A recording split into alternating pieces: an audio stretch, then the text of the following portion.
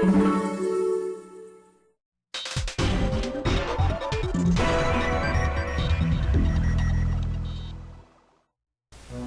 back, guys, to another Friday Gamer Log. As usual, I'll be talking about the games that I've been playing, games that will be coming up in the direct future for YouTube, and any games that I have bought or want to buy. So, without further ado, let's get this thing started. As far as Twilight Princess is concerned, I said in last week's Friday Gamer Log that I watched a friend of mine go through the last several dungeons of this game. Well, this here was the first dungeon that I came into whenever I started watching him play through. It's called the Arbiter's Ground, or Arbiter's Ground, or something like that. Strange name. Had a really cool dungeon treasure, though, the spinner. Sadly, I haven't seen any use of it since I completed this dungeon, though. I guess the friend that I watched play through Twilight Princess did the next couple of dungeons without me, because I don't remember seeing him go through the Ice Temple or the Forest Temple or whatever. Whenever I seen him do this, and then whenever I came back in to watch him play some more, he was at the Sky Temple. I really liked battling the Stall Lord here. It was a really cool boss battle. I really enjoyed it. Like I said, it was nice to see the spinner get some use. I'd like to see more use of it throughout the game. I thought it was a pretty neat item, but so far I haven't seen any other use of it. But like I said, this here was a really fun boss battle, probably my favorite one so far in this game. The dungeon was pretty cool too, it kind of reminded me of the Forest Temple from Ocarina of Time with the pose that you have to hunt down. Once I completed the dungeon there, I made a little more progress and wound up at the Snow Peak Ruins. I did a little bit of work in the Snow Peak Ruins. I went to the first mark that the little Yeti woman put on the map, and it wound up just being a pumpkin. I made a little more progress into the dungeon and learned how to use the cannons for the first time. As soon as I did that, I got the compass and then saved and quit right after that. Here's my inventory so far.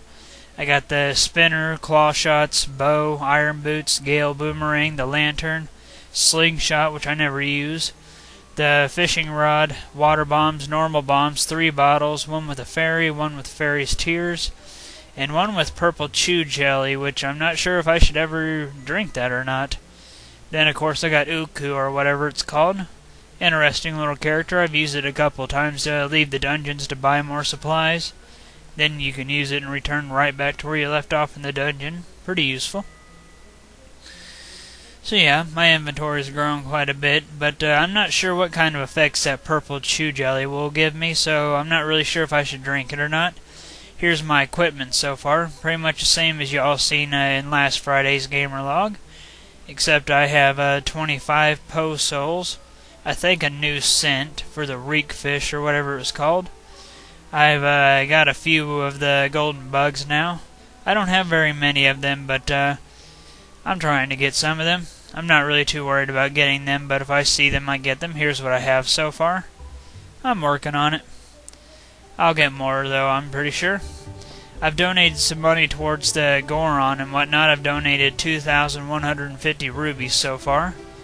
So that's nice to be able to have something to put my money towards.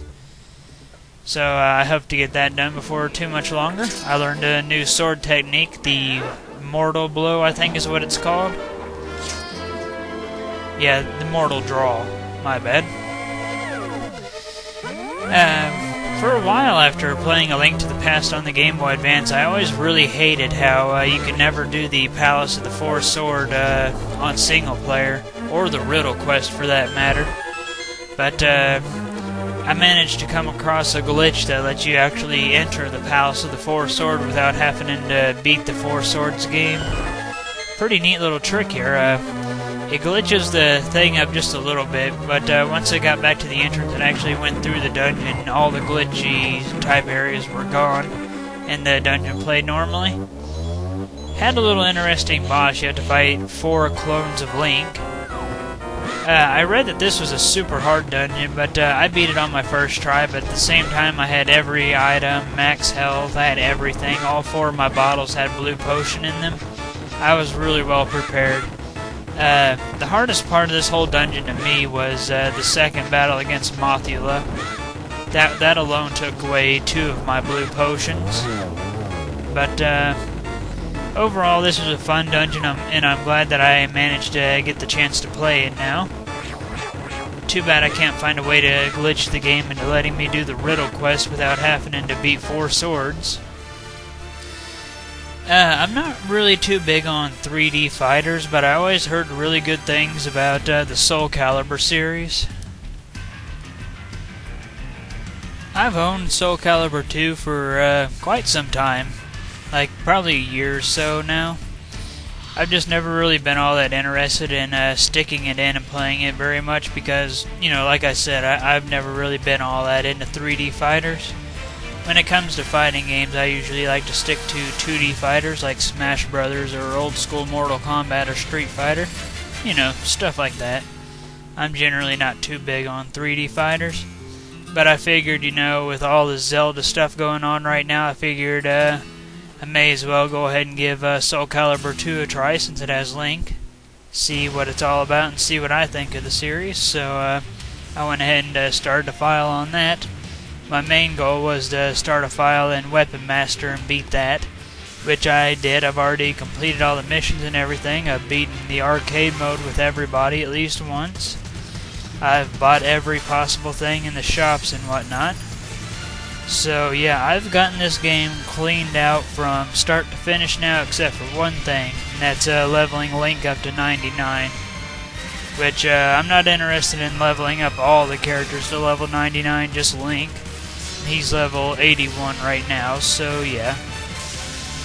We still have a little while to go with him, but we'll get there eventually. It's going to take quite a while, but heck, it's something to do in my free time, I suppose. But I gotta say, I enjoyed this game, but at the same time, I'll probably just stick to Soul Calibur 2. I'm probably not going to end up buying any others, mainly because I'm not that big on 3D fighting games.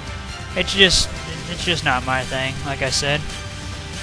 But I did enjoy Soul Calibur 2, but I think the main reason for that was because of Link, being a fan of Zelda and all.